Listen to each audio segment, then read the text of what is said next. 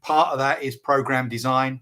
A lot of it is around learning design, particularly in the realm of assessment, and particularly now, actually, considering some of the impacts of artificial intelligence, which is a topic du jour. But we're talking about something different. But actually, I think that all these things overlap anyway. So, yeah, nice to meet you all. Brilliant. Thanks, Martin. So the aim of today, the discussion is as long as or short as it happens to be. We're going to try and keep it as focused as possible. This discussion is very much linked to the Learning Design Bootcamp that we're running. So Ding is running a 6-week Learning Design Bootcamp. And as part of that, I was very keen to bring in some guest speakers to talk about different aspects of learning design. Martin's done a huge amount of work in digital accessibility at UCL and also previously at Greenwich, and is very experienced in this area. So the focus of today is to just go through some key questions around digital accessibility in learning design and some of the key things that we need to think about in learning design to make learning more accessible. One thing, just before we get into it, obviously, thank you very much for your comments. Please do post your comments in the chat. I'll do my best to bring them in. Great to see some familiar faces in there. Thank you for sharing. Do post your suggestions in there. Just one little caveat here, which will make you laugh. You are supposed to be able to see captions for this event. And obviously, when I was creating the event, I didn't click the captions box, and you couldn't then redo the captions. So we thought this was a great example of how technology can trip you up. You create an event, and actually you can't then caption it, which is quite ironic for an event on digital accessibility. But Martin is going to show us a good workaround, a good hack. So we're going to share the screen and just have some live commenting in there. So we will get into that. So Martin, let's get into it. So first question, what do we mean by digital accessibility? What are we talking about? What's the term mean? What's the definition? Well, one of the things that you just mentioned there is about captioning. And I think captioning is a really good proxy for talking about the wider issues of what digital accessibility is. So you mentioned there that you weren't able to turn on the captions because it was something you had to do right early on down the line, a decision you needed to make when you were getting familiar with a new piece of software. And actually not being able to go back and enable that is one of the issues around digital accessibility in terms of the user experience. Yeah. So you may or may not identify as disabled or have a disability, but in this context, whoever you are, and however you identify, there was a problem with the accessibility functioning of this in that you won't be able to go back and do it. So what a lot of people do is what I've done today. I've shared my screen, my entire screen, so that you can see captions at the foot of it. But what you'll notice is that it's a hack, it's a workaround. So what I've got underneath here is a Google slide deck. There we go. And I've just got that running with the automated captions in there. Another way I thought possibly I could do it was to use Office 365 PowerPoint, where people could have chosen their own language instant translation version of captions. But I thought that might be taking it a little bit too far. But yeah, so digital accessibility then is about enabling access to content and making it as smooth and as seamless for everybody, irrespective of ability or disability. And my colleague Ben Watson, who I've been working with, he's the head of digital accessibility at UCL and knows a lot more about this stuff than I do, actually. He always talks about digital accessibility being putting the ramps and lifts into the resources that we create for teaching, learning, and assessment. And really, that's what it's all about. But more than that, it's about a universal design, so that whenever we're designing anything, we're not thinking, oh, maybe I'll have somebody with a visual impairment. What am I going to do? How am I going to cope with that? It's about thinking, okay, let's plan everything so that if I have somebody with a visual impairment, the modification, the adaptation, or the resource itself will already be accessible. And it's that kind of thinking that I'm really keen to promote at UCL and beyond when I'm talking about learning design. If you do it preemptively, you save yourself all sorts of problems further down the line. That's a great point, Martin. And that's something that when I used to run the teacher training course, we talk a lot about anticipating barriers to learning. And this, you're absolutely right. This idea of preempting, anticipating, feels like it's such a key moment in a way of thinking about learning design, rather than sort of designing and accommodating. You start from a point of anticipating the fact that you will have someone who is blind, low vision, deaf, hard of hearing, autistic, and you anticipate that and you plan for it, and you develop strategies to ensure that everyone will be able to access those materials. Just to focus specifically on learning design, why is digital accessibility important for learning designers? Because I think a lot of people come at this from a teaching perspective, thinking about sort of live teaching sessions. But when we're thinking about learning design specifically, creating learning experiences across multiple platforms, why is it important that we think about accessibility? So, I mean, there are take what you want in terms of your motivation. You can take an extrinsic one or an intrinsic one or a combination of the two. I've just put up on the screen there a sort of summary of some of these things. It doesn't matter if you're teaching, if you're a learning designer, if you work in professional services, if you're a librarian, whatever you do in the realm of education at whatever level, with whatever goal, digital accessibility will impact you in some way, shape, or form. There are legal drivers. So, the Equality Act 2010 in the UK, we have specific web access legislation that applies here. But, I think it's more than that. It's more than national policy. It's more than, working to what we're required to do, institutional policy. It's about the kind of values and ethics that many, many people in education will hold and espouse and value and promote. A lot of our policy documents say this, but are we enacting it? So it's about widening participation. It's about enabling access to people from all walks of life, irrespective of ability and disability. It's about social justice. It's about managing and enabling those kinds of things that we're often saying in those documents. So a UK university has to have what's called an APP, an access and participation plan. And they're always full of these great ideals about, we will do this. We will have so many more students from these sorts of backgrounds or with these kinds of disabilities. And then you think, okay, how are you going to make that happen? And one way of making that happen, I think, is for people in a learning designer role to be leading the way, actually, to not only be able to react when somebody says, oh my goodness, I've got students with, say, hearing impairment on my program. How am I going to make all of my resources accessible to people with deafness or severe hearing impairment? It's about, let's do that from the start. Let's find a way to be working preemptively. And I think really for me, the big thing that's prompted me to really push this is that post-COVID, I mean, there are arguments to say that we're not yet quite at post-COVID, but post-COVID in terms of that return to campus, that big drive to return to campus, and the narratives around returning to normal. Normal is a really problematic word when you're talking about disability, I have to say, is these ideas that actually a lot of the things that we found were enabling wider access. So webinars like this one, for example, are being turned off because they don't suit that sort of conventional, traditional, perhaps even conservative approach to education. And accessible learning design is a response to that, and is a response to a lot of people in the disabled lobbies and communities who are saying, actually, you know what? We liked this, we liked that, this supported us, this helped us. There was a report from Disabled Students UK last year, which was brilliant on this. And we really need to be thinking about those voices if we're actually going to be true to a lot of the things that we espouse in our policy.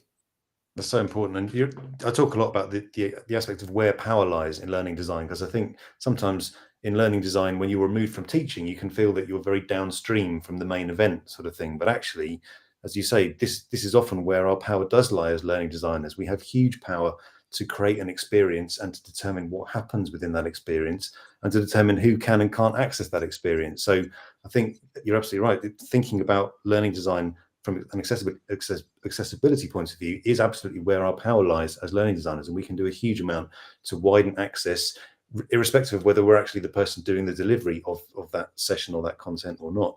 I know you shared a link to Mentimeter. I've put that in the chat. Do you just want to say a little bit about that and bring that in? We'll come to some proper interactive slides in just a moment, but if I just bring that up. If anyone's got a secondary device, like a mobile or a tablet, or a second screen, as I'm very privileged to have here, or you can compartmentalize your windows. There's no obligation to do this now. It will be available to do after the session.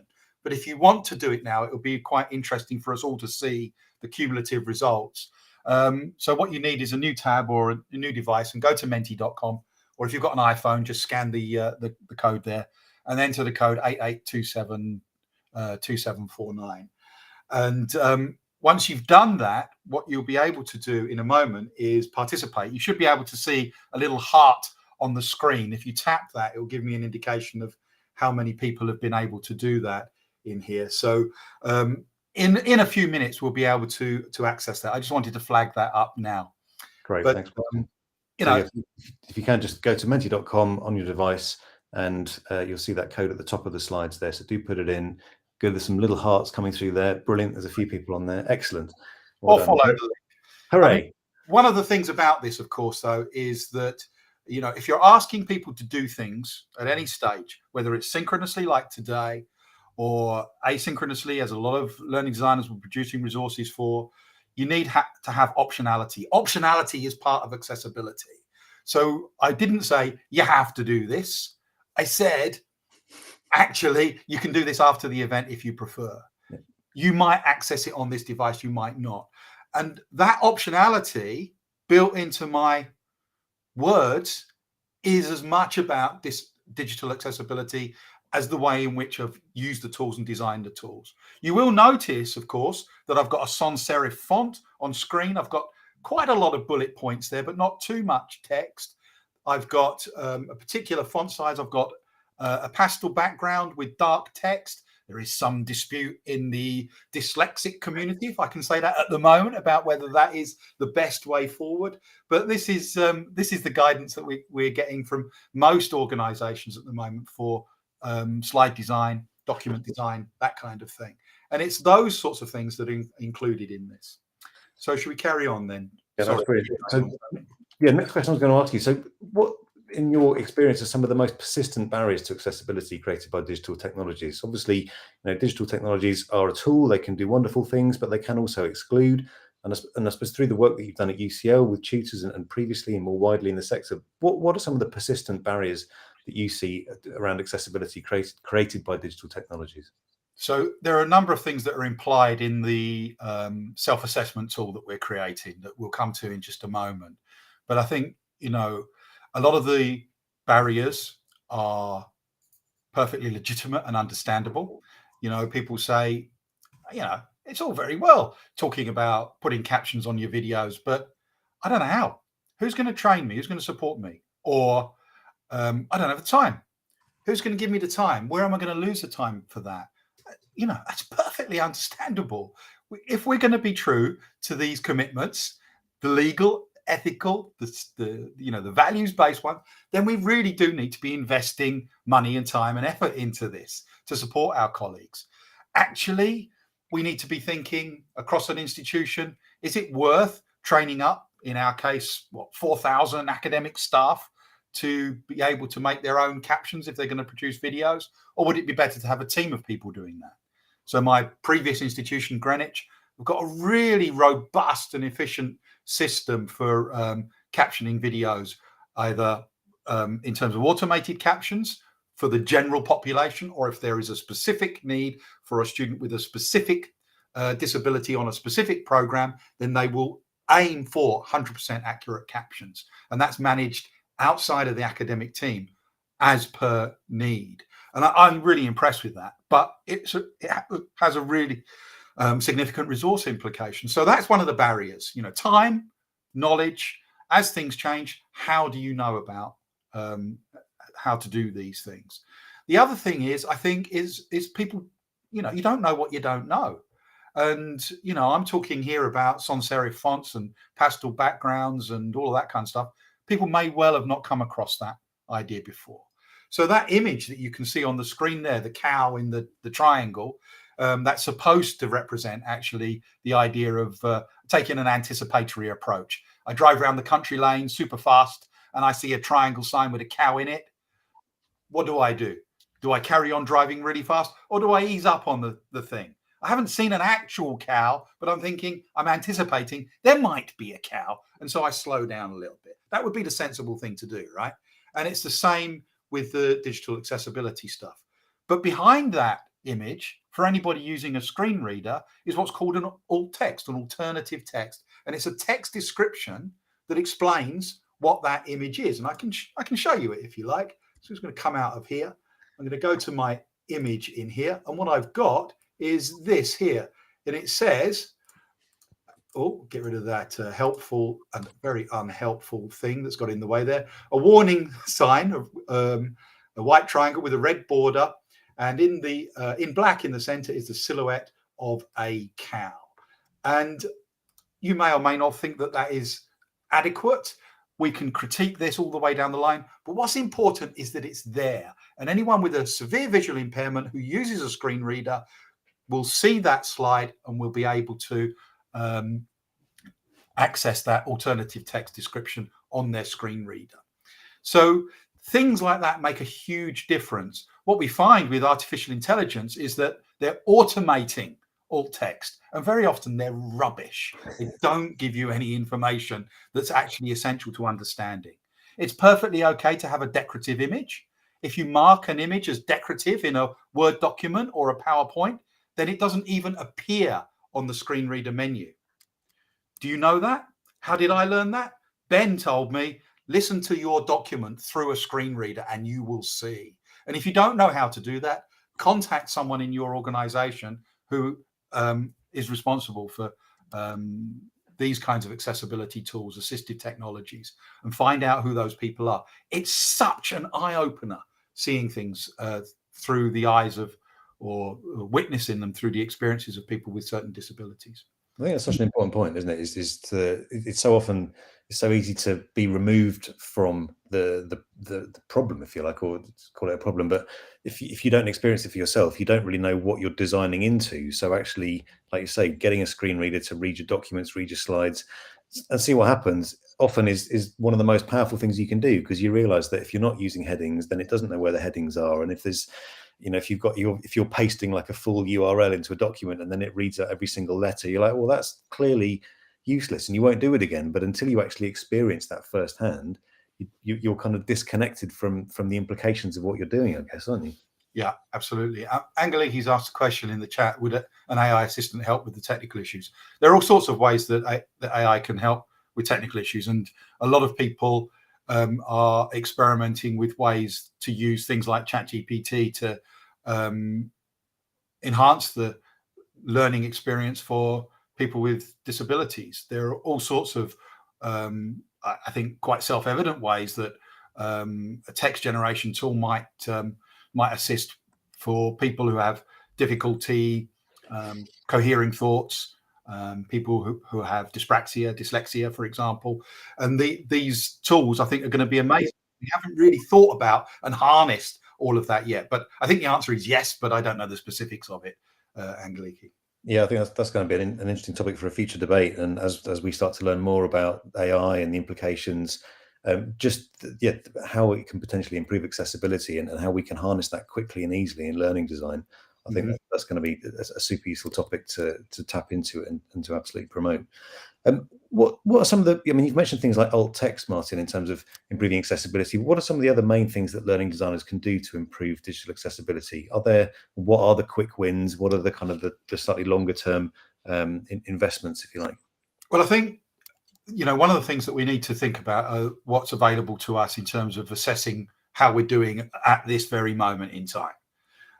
So there are institutional level tools, there are institutional audits that you can do and apply.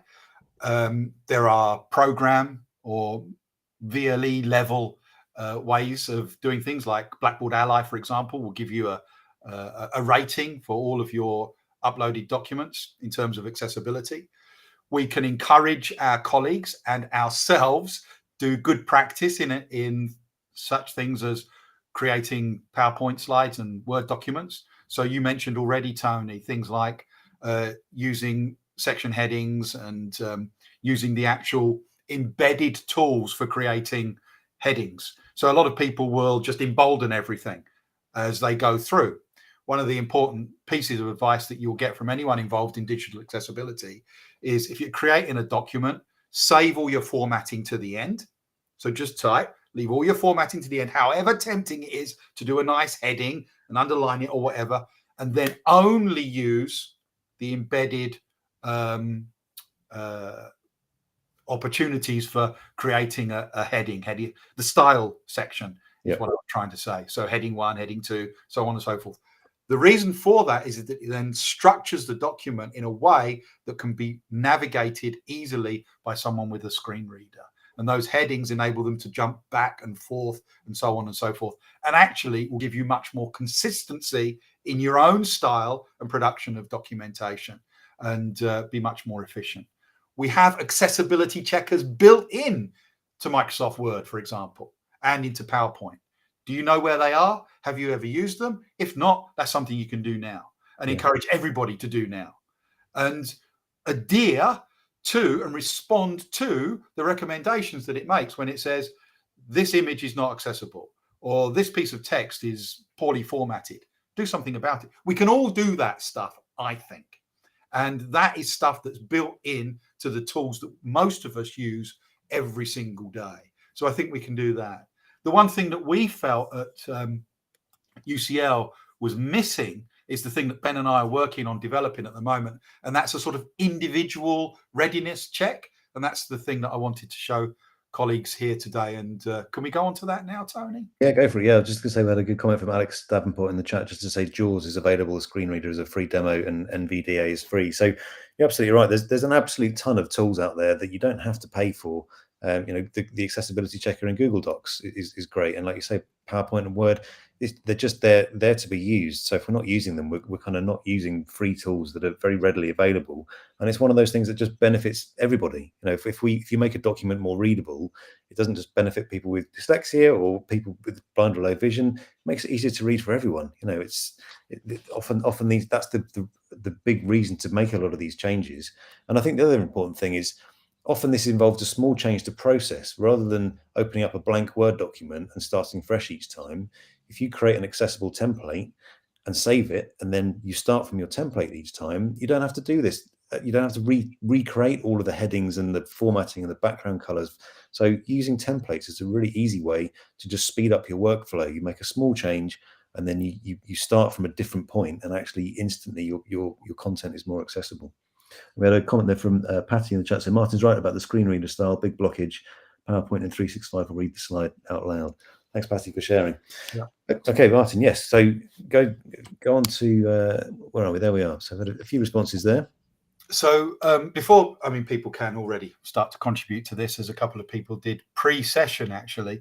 But on Patty's comment there, I think one of the reasons why I like using Mentimeter, I see my former colleague Gerhard is in the meeting as well. He's a massive enthusiast and proponent for Mentimeter.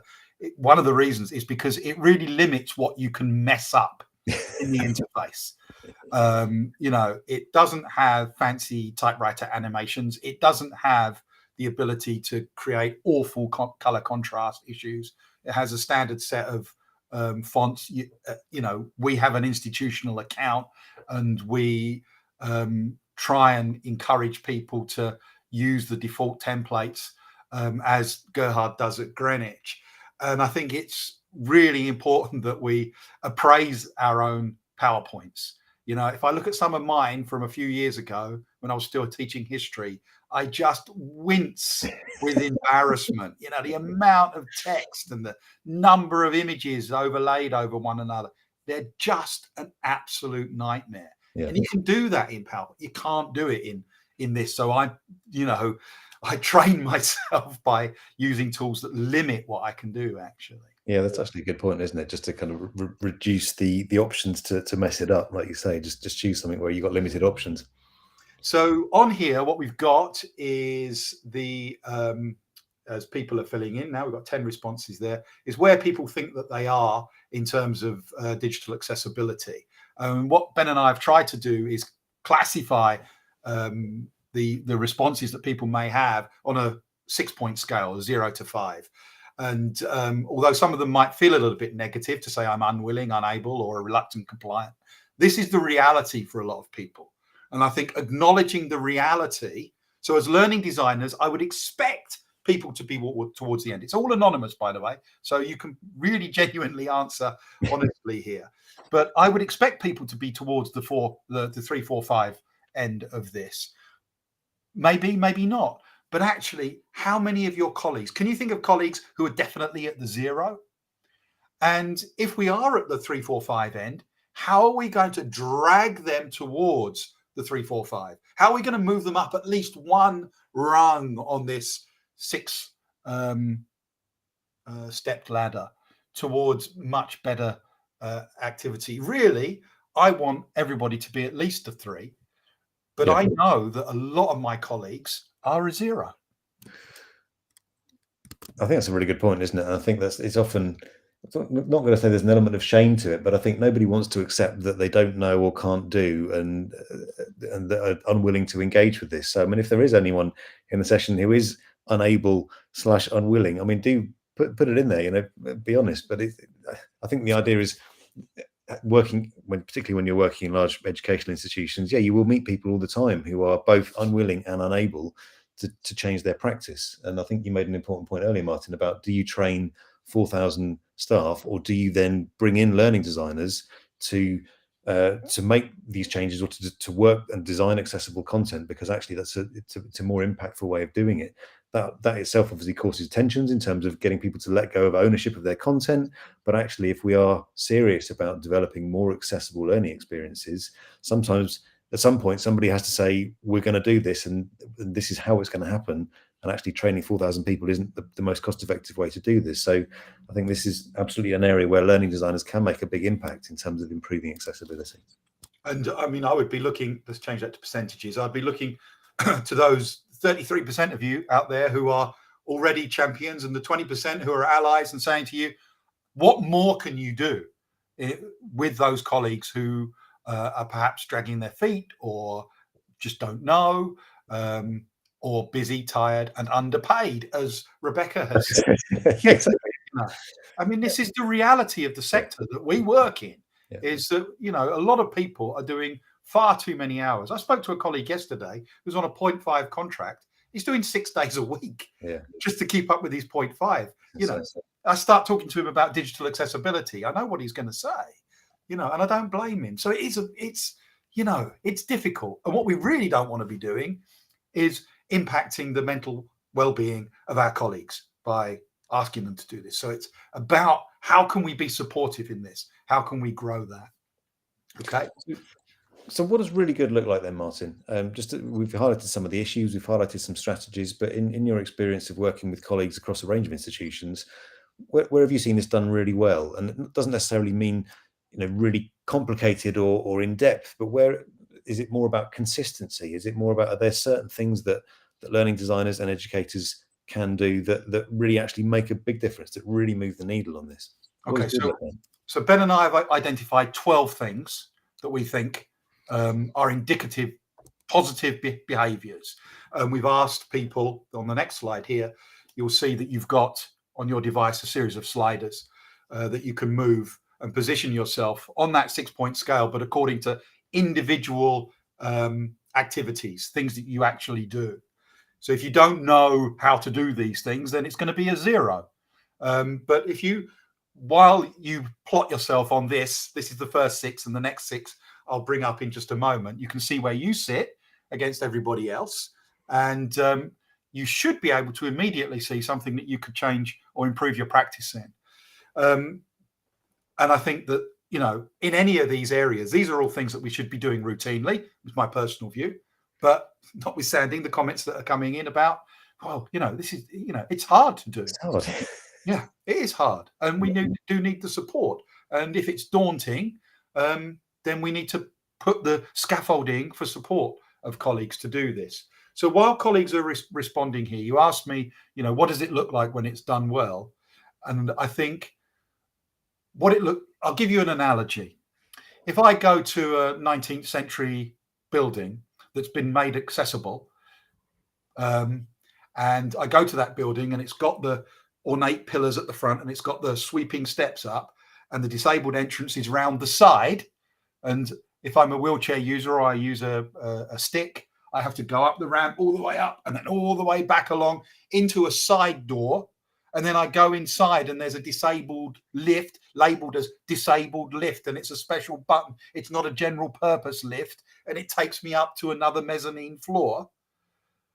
That is very visible, almost reluctant response to this. Oh, well, if I have to, we'll put a blooming ramp in. You know, you're ruining the aesthetic, but I'll put a ramp in. And it's the same with documents. If it's that visible and obvious, oh, well, if I have to, I'll shoehorn something in that will make it accessible, or do a sort of alternative. Where you don't notice things, where you have a sweeping entrance to a new building that anybody, irrespective of whether they're a wheelchair user, not a fast walker, an Olympic sprinter, or somebody who needs to be very careful on their feet, whatever it is, everybody has access to the same entrance. So you're in a position then to say, the accessibility is invisible and it's universally designed for everything. And the same applies to a program, a course, a module, a teaching session, a document, a PowerPoint, whatever. If actually this is something that's just accessible to everybody, looks great, looks fine, and it's not like, press this big button if you need a screen reader assistance version. It's just there. And I think that's really, for me, what really good design looks like, is you don't even notice it ultimately. Yeah, that's such a good point. I think that's the thing, isn't it? There's like different stages of this. One step to sort of make adjustments in inverted commas, but actually if you can make those adjustments so that they're less visible and that you're actually just improving it for everyone, then yes, that's a much more inclusive way of doing it, rather than sort of singling out particular strategies. I'm just going to put something in the chat there on universal design for learning, because you've mentioned a couple of times this idea of universal design. Just want to say a little bit about that, because I'm sure there'll be people on the call familiar with universal design for learning, but what is that specifically, and how does it relate to learning design? So a universal design for learning is the idea that rather than trying to find ways to accommodate difference after the event, we've got on cast is a perfect reference there. Thanks for that, Tony. Is finding ways to create things that preempt any necessary difference. And I think a really good example of this is in terms of captioning or subtitles. So, I mean, if I were to ask this group, how many of you have subtitles on your TV when you're watching a TV program? A lot of people, up to 80% of people actually, in a recent BBC survey, will say that they use subtitles or captions at least some of the time. We have it on all the time, and neither my wife or I are hearing impaired. And why do we do that? It improves our understanding. It's another way, another channel for us to access the information. We can turn it off and on as we please. So the fact that they're available to everybody is a universally designed approach, rather than saying, oh my God, we've got a hearing impaired student, we're going to have to put captions on everything that we've created and we've already uploaded to our VLE. It's about an anticipatory, equity-based approach that says, you know what, there are ways that we can produce a document that works for everybody. There are ways that we can produce things that will enable access much more smoothly. Ultimately, there are going to be things and times when we have to make significant modification. So universal design isn't let's put everything out there in Braille just in case. That's not what it's about. That is a specific accommodation that may be needed at a certain point in time. What it is everything that you use routinely has in its design element a sense of universality, an acknowledgement that a very significant minority of the population is neurodivergent or has a disability. I think that's right. It's such a good point, and I think universal design for learning is one of those frameworks where it has specific use for learning designers, where there's a lot of learning theories that relate to both teaching and learning design. But I think universal design for learning is one of those where if you're providing what it calls multiple means of engagement, different ways to engage in an activity, that's great, because you're accommodating all sorts of different approaches and you're anticipating lots of different needs. If you're providing what it calls multiple means of representation. So you're presenting information in different ways. Then you're making it more accessible, but actually you're just improving the learning experience because it's more varied, it's more diverse, and you're much more likely to anticipate the needs of that group of people, whether you can see them or not. And I think this is particularly for learning designers because, as I said earlier, we're often downstream from the teaching experience, and you're trying to design into a space that you might not ever see. You might not ever be in front of that group of students. But UDL, Universal Design for Learning, is just one of those things that if you can design with that in mind, you're just constantly anticipating the needs and the diversity of in that session, in that classroom, whether you end up meeting those learners or not. So I think it's a really, really useful framework. Thank you all for the responses on the Mentimeter there. So what have we got, Martin? Well, I've just advanced the slide to the second set of questions, or the second set of statements of behaviours. And whilst colleagues are doing that, I can just talk about a couple of these. So I just want to pick up on a couple of the points there. So we've got a couple on captions. So I can enable automatic speech recognition captions in live sessions. That was the difficulty we had at the beginning of this session, but we found a workaround, and I think looking for workarounds is something important. But actually, none of the tools is it intuitive that we're using routinely. In Zoom, it's a bit confusing. In Teams, it's not that obvious. So these are things that need to be much more prominent in the user interface in order to make them more accessible for the people creating and hosting these events. The second point on captioning here on the sort of 2 o'clock position is I caption and or provide transcripts for all in all multimedia I create. And this is a big ask for people, but very often you find, have you captioned your podcast? Oh God, yeah, it took me 3 hours to type it all out. Oh, hang on a minute. There are automated ways of doing this, and asking, is there an easy way of doing this, to a learning designer or a learning technologist, I think is your first question. If this is something that you think I want to do, but I might be struggling to do. So for example, if I want to caption anything, I'll use one of 2 methods. If I want to create a transcript, I'll use one of 2 methods. I'll either upload an MP3 into Office 365 in the browser and use the automatic transcription. Boom, it's done in moments and doesn't need much correcting. Or if I want to create captions for a video, I use YouTube. UCL is massive, but we don't have an institutional tool for that. And I think that's a problem. But actually, there are ways that we can do this relatively easily.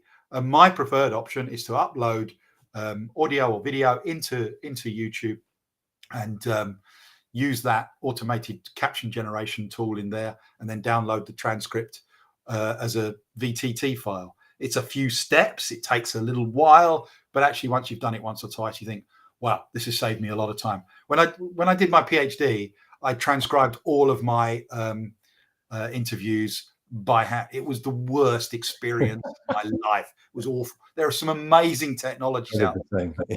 If you don't know, you don't know. It's that kind of thing. It'd be interesting to hear just in the chat as well, if anyone's got any tools or strategies that you use for captioning or any other ways to make your learning inclusive, please do share them, because everyone has different tools. So Rebecca, they use Panopto. I'm using Vimeo at the moment. Vimeo's actually finally got quite a good auto captioning tool. So you upload your videos, it creates the captions, and you go and edit them there. So these tools are getting better, but I think one of the key things you do have to factor in time for this. Sophie's mentioned Otter AI. Otter.ai is another really good one. Descript, another one for captions. But like you say, it takes time, and if we are serious about this, then we have to accept that you create a video and it doesn't stop there. You have to factor in the time that it's going to take you 15, 20 minutes, half an hour even, to create the captions for that. And then actually everyone will benefit from that. So it does force us to think a bit more carefully about what content are we creating. And if we're going to bother to create that content, we do need to make sure that we do everything to make it accessible, because otherwise, what's the point in creating a bit of content that only maybe 40% of people can access? So using some of these tools, super important. And also just thinking about the degrees of accuracy, because you can get an auto transcript from Otter, you can get an auto transcript from Slack, quite good. You upload your video and it auto captions it, but it's the accuracy. And it's just thinking about the additional cognitive load that creates if those captions aren't 100% accurate. As we've seen in the chat there, it's just balancing these things in terms of workload and time and your own stress. So is it better to have no captions or inaccurate captions?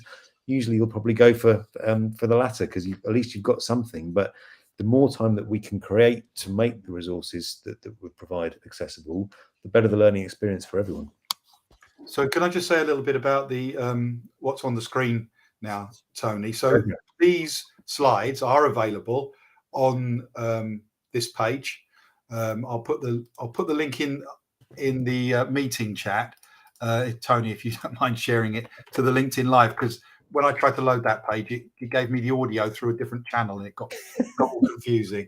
So I will change the settings so that it's audience pace. So just give me a few minutes after the session to change that. But you'll be able to respond again in here, or copy it to your own Mentimeter account if you have one.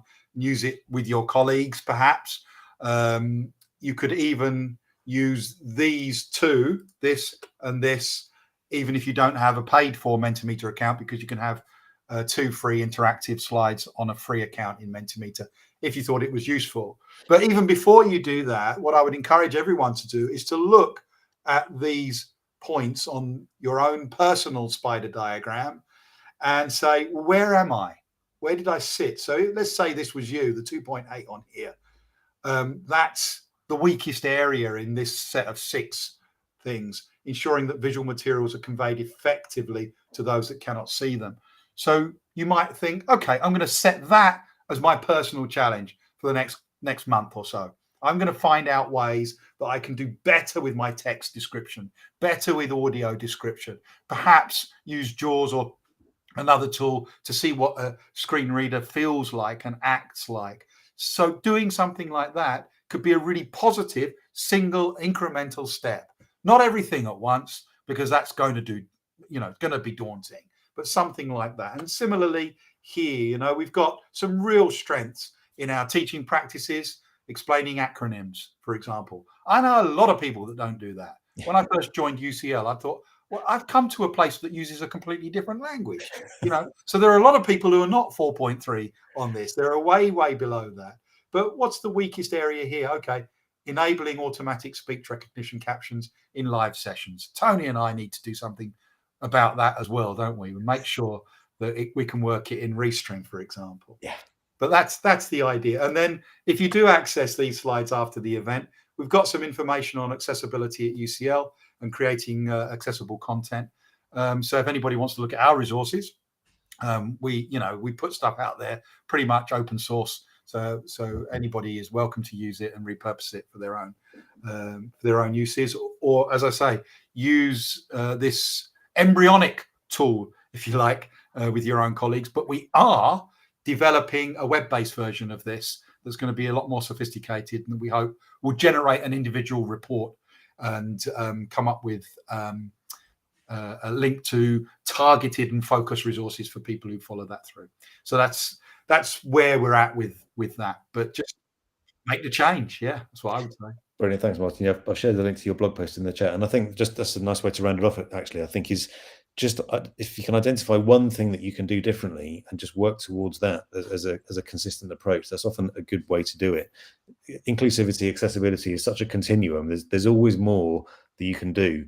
And it can be overwhelming, I think. So it's just deciding on one change that you can make that will improve things, and then incrementally adding to that as and when you have the time and the tools and the technologies available is a good strategy. But everything that we do will make a difference, and it's just, like you said, just doing that incrementally. And thank you everyone in the chat there for sharing some useful tools. Panopto, Katerina, Premiere Pro, we're using that at the moment, doing a bunch of videos, and yeah, Premiere spits out a good captions file that doesn't actually require that much tweaking. So often you find that the tools that you've already got, there's some functionality in there that you might not have explored. Hilary said PowerPoint and Word.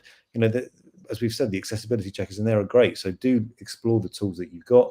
Google Docs accessibility checker is really good, and just see what you've already got at your disposal that might not require any additional money. It's just a little bit of time investment. So Brilliant, Martin. Any final thoughts on digital accessibility? Thank you so much. There's a ton in there already, but any final thoughts? If one bit of advice for creating more digitally accessible learning experiences. Yeah, don't be daunted, and incremental steps. What other people might not know. So share and talk about it, raise the profile, have conversations, focus on the ethics and the values rather than the legislative requirements. So carrots rather than sticks, and don't assume anybody knows how to do what you might consider to be even the simplest of things. That's something that I've learned. Have you used an accessibility checker? I said to one of my colleagues in my department. Sorry, I don't know what that is. Yeah. They said. So, don't assume anything. People won't be patronized if you frame it the right way. We've got a lot on our plates at the moment, and helping nudge people in the right direction, I think, is a really important thing that we can all do. Super. Thank you, Martin. Thanks very much. You've got Martin's blog post there in the chat.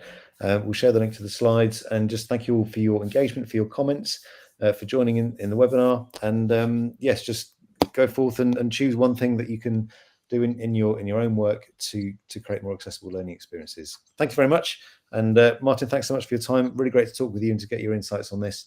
And we will be back soon with more webinars on different aspects of learning design. So keep an eye out on LinkedIn for those. Thanks all. Enjoy. You've got 15 minutes to go and eat the rest of your lunch. So thank you for joining in. Thanks, Gary. Great to see you. Katie, everyone there. Sophie, lovely to see some familiar names in the chat. And thank you all for coming along. Really appreciate your time. Brilliant. Take care.